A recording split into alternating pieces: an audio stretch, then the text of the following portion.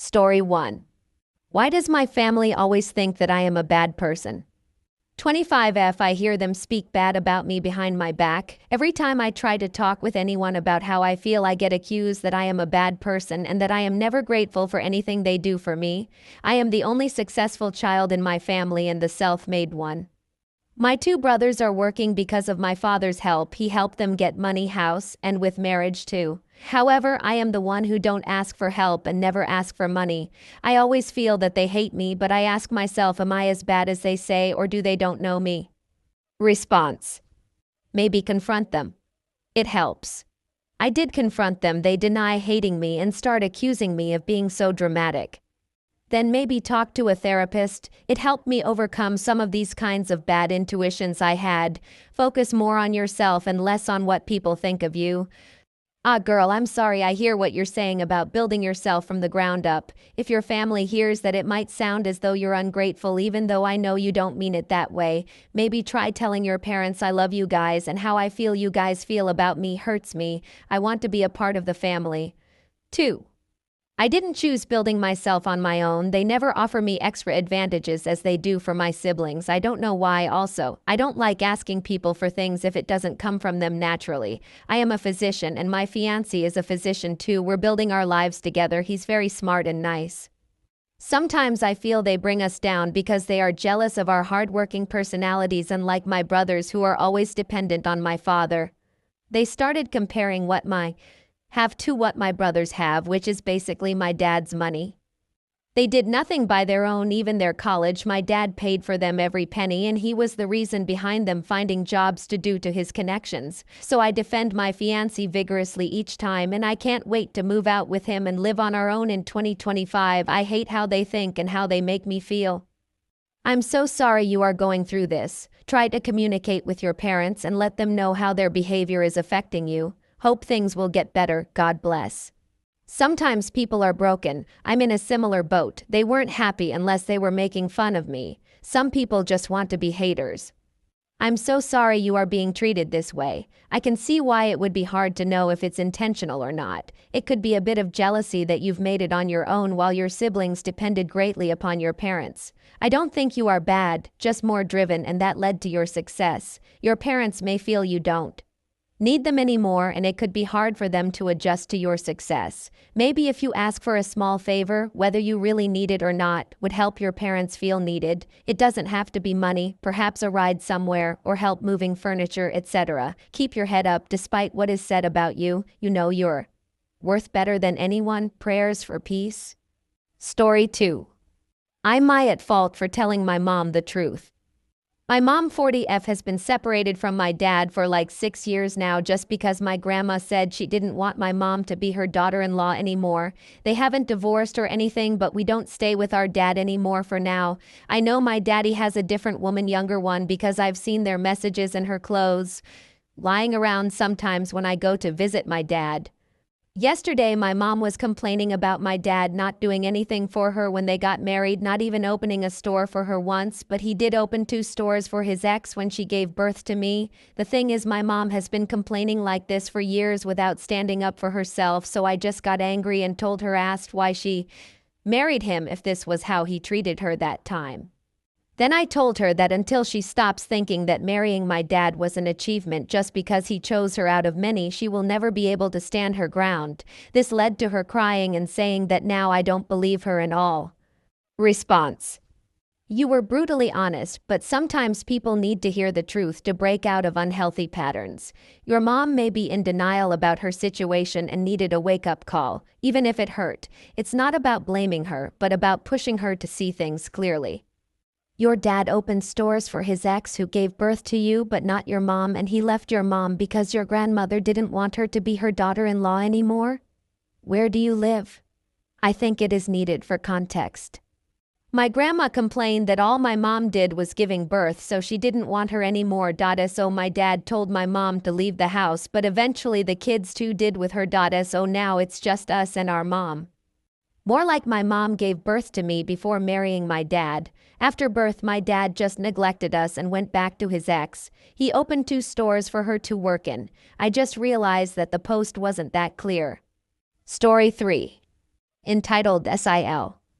I don't know how to start or where to post. My 25F husband 27 has this sister 40 living 5 minutes from our house. She and her family are a pain in the back since I married my husband. Rest of our family are in different parts of the world. The problem with her is she has zero boundaries, always wanted to do things in her favor, like babysitting her 3 kids. 1083. The thing is, I started to hate those kids because of her. They used me for babysitting several occasions and my foolishness said yes, and now she's using it too much. Her husband is also a jerk who wants the same from me. Now that she's a travel nurse and she expect me to look after her kids, which I absolutely hates. We also have those cultural parties to attend, and those kids are gonna be my responsibility. I have to look after them if they're eating food, going to the washroom, etc. while she's overseas for work. Her husband is an ignorant who will drink at parties and don't mind the kids, so I don't want to go the parties anymore because of them. About my husband, who was a victim of their free babysitting era, and now he sticks with me. He's saying no with me to their requests and Sil is making a fuss with him whenever she calls him. These days I don't call her or attend the call when she calls me because of her attitude. She doesn't call me directly and have a talk, which I believe it will turn out to be a big problem and she knows it. Instead, she calls my husband and fights when he took my side. Response. No sweat off your brow. If hubby is with you and has your back and you can trust he won't throw you under the bus by taking a call from her and saying yes without ask you. Screw it. You married her brother, not her. I had to put my foot down with my own brother years ago because I was so excited when they had my first niece. I said I would babysit, but that meant occasionally.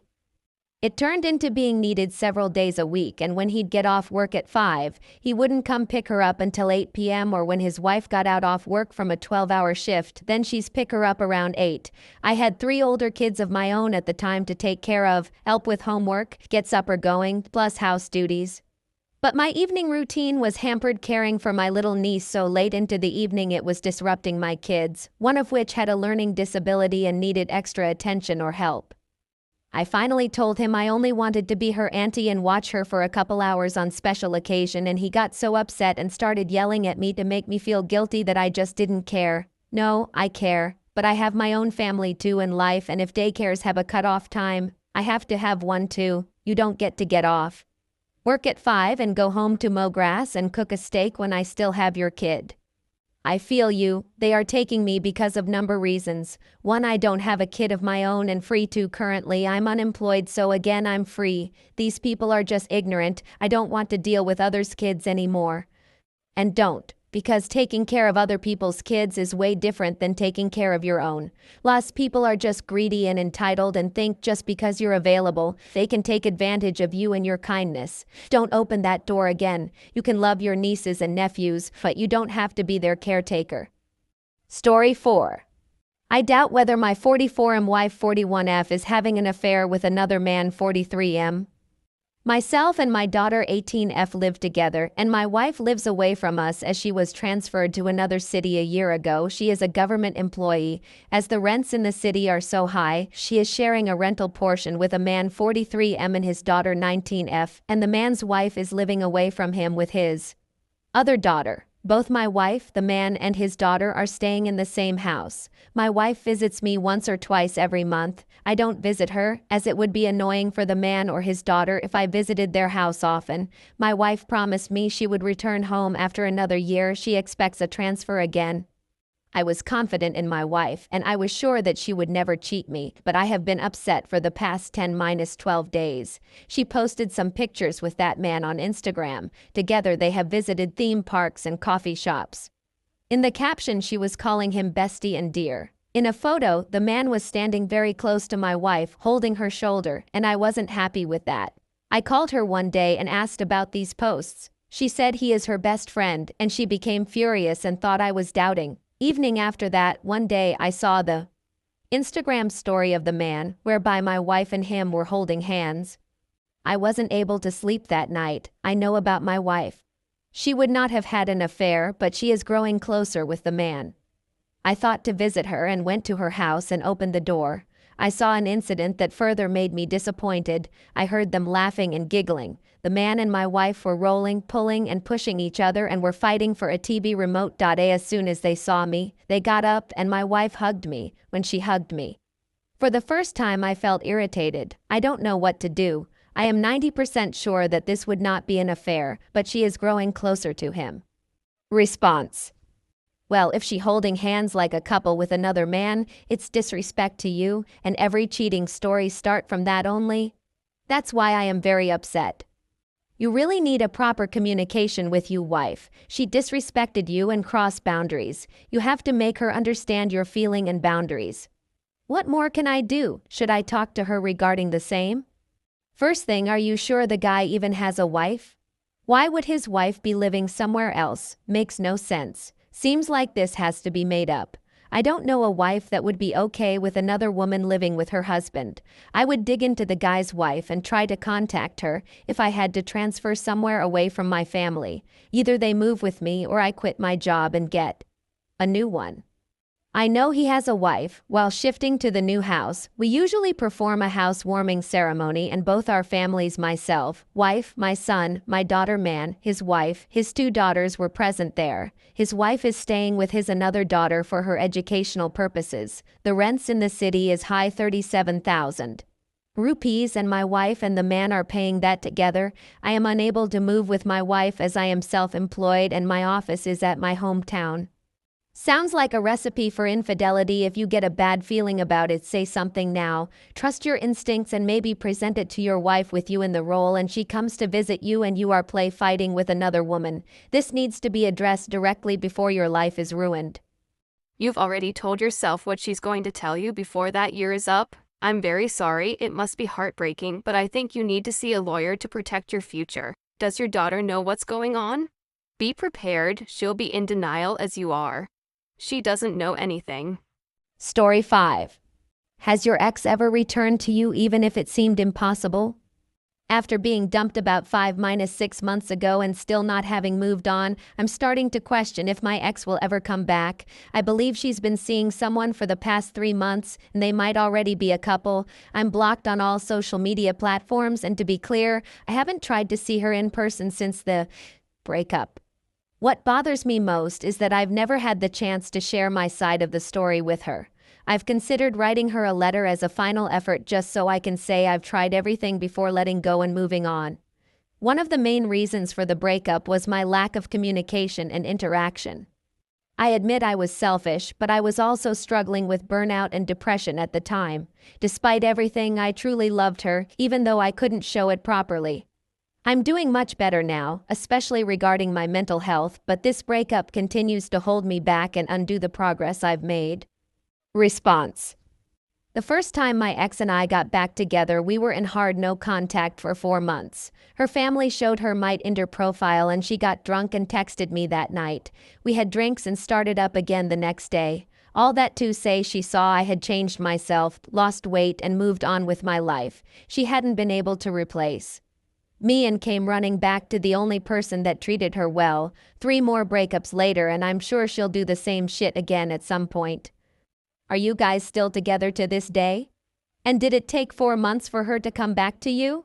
6 months in for me right now and it feels like years already. I want to move on and let go so bad, but then there is this shitty thing called hope that's holding me back, and I swear I've tried to move on and date, but I can't.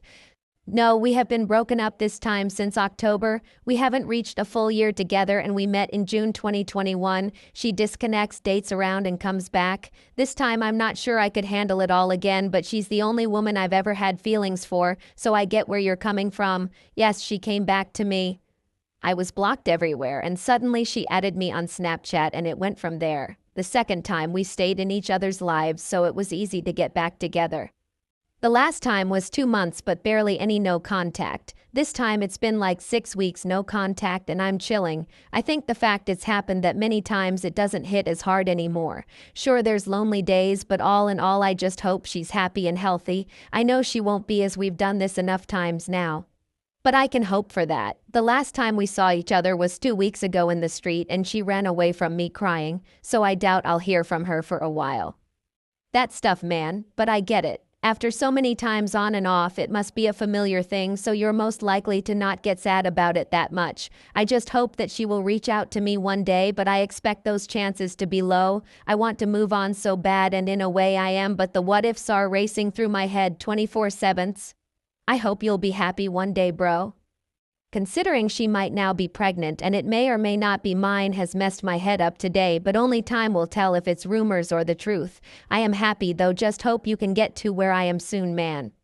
That's messed up, man. I can't imagine the frustration you would feel whether it's yours or someone else's. Confusion at this point, but it was all BBS information as I've not heard from her since November 1st. But I'll wait and see. I've already raised her current son for the past 3.5 years, but couldn't do it again with another. She's not that special. Only time will tell if it is true, though I'm sure I'll be in some pain. For a while.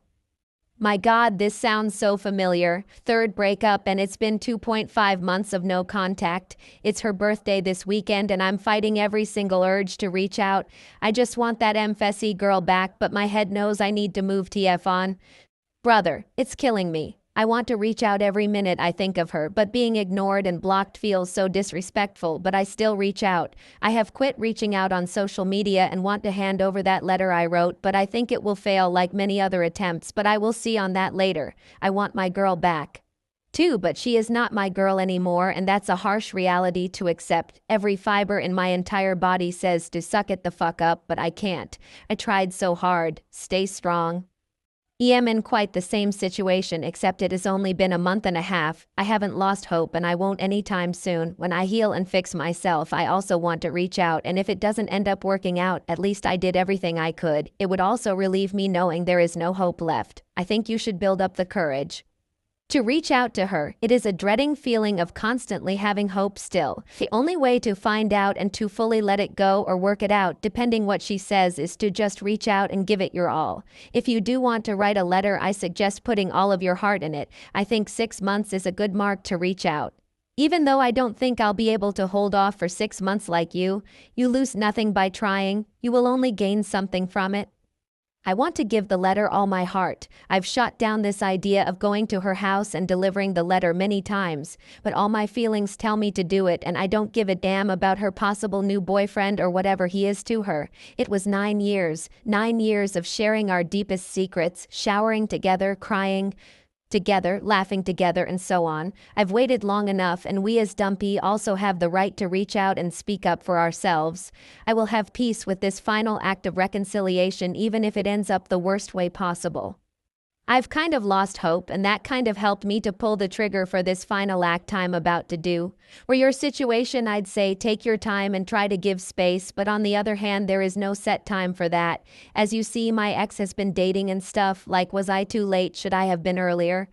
And I'm sick of people telling me to move on all the time. Do what feels right for yourself. Some people can move on by not thinking or talking about their ex, but some people take the long road of moving on. I don't think you're too late. Many people get into relationships pretty fast after a breakup, but it's called a rebound. Even if it's not a rebound, you should just reach out and drop that weight of your chest. No one knows what the other person is thinking about, and at the end of the day, you deserve to reach out if you haven't been able to move on. 9 years sounds like a lot, and I definitely believe you should do so if you truly need to. In my case, it was only 3 years, but it's still hard. I'd love to hear an update whenever you do reach out. I'm hoping things turn out well for you, but you have to be prepared to get rejected or just ignored. Reality is harsh.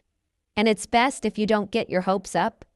Somewhere I hope I'm not too late, but it is how it is at the end of the day. It's mainly for my own healing process, I guess. But if there's a chance of small dialogue between each other, I'd be happy, but I must keep in the back of my mind that I will be rejected indeed. I will give you an update on how it went. I'm planning to go this week. 3 years is also long enough to feel the same pain. I wish you all the happiness in this world and hope it's with the guy you want, and would also like to hear about your healing process.